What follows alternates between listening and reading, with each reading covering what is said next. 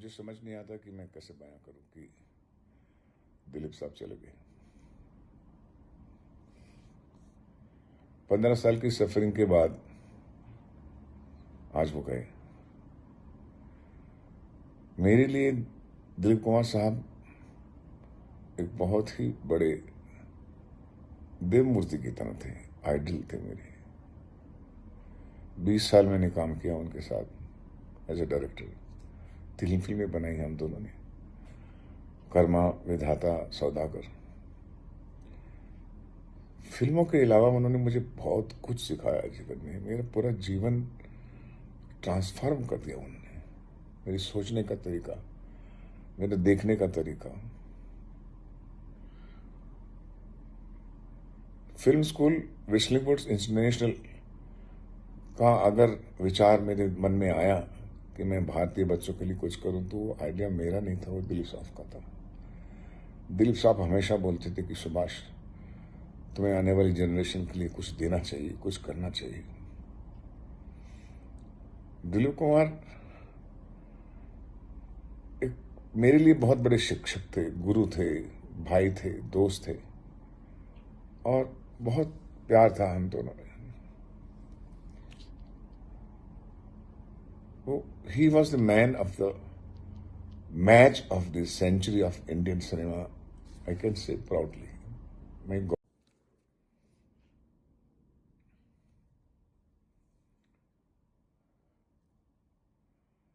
मुझे समझ नहीं आता कि मैं कैसे बयां करूं कि दिलीप साहब चले गए।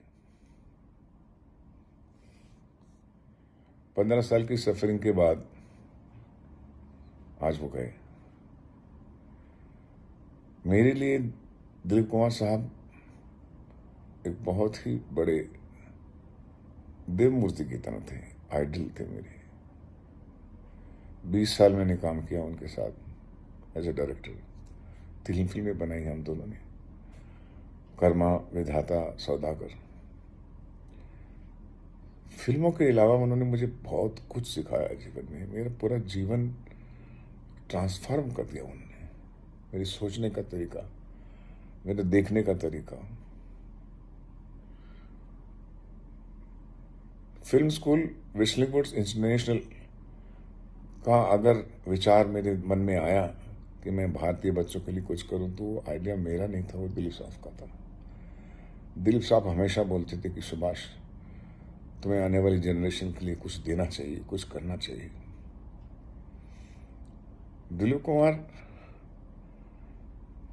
एक मेरे लिए बहुत बड़े शिक्षक थे, गुरु थे, भाई थे, दोस्त थे, और बहुत प्यार था हम दोनों में। He was the man of the match of the century of Indian cinema, I can say proudly. मैं गर्व से कह सकता हूं। दिलीप साहब के जाने के बाद एक बात कही जाए कि दिलीप साहब जैसा ना कोई था, ना कोई है, ना कभी होगा। इंस्टीट्यूशन ऑफ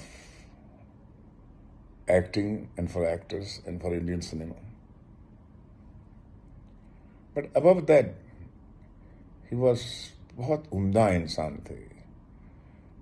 एज ए नागरिक, as a professional, compassionate person, मोहब्बती इंसान।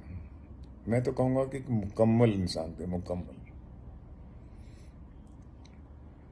मेरे पास कोई भी शब्द नहीं है कि मैं उनके बारे में कैसे बयां करूं। Sorry, I can't say. I can't speak so much. Today is a really saddest day for me, I would say.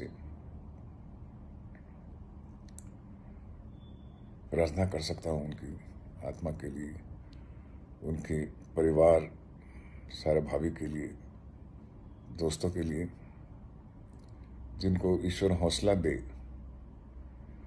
कि वो ये हानि और दुख सह सके मेरी तरह। Thank you. Sorry, I can't speak.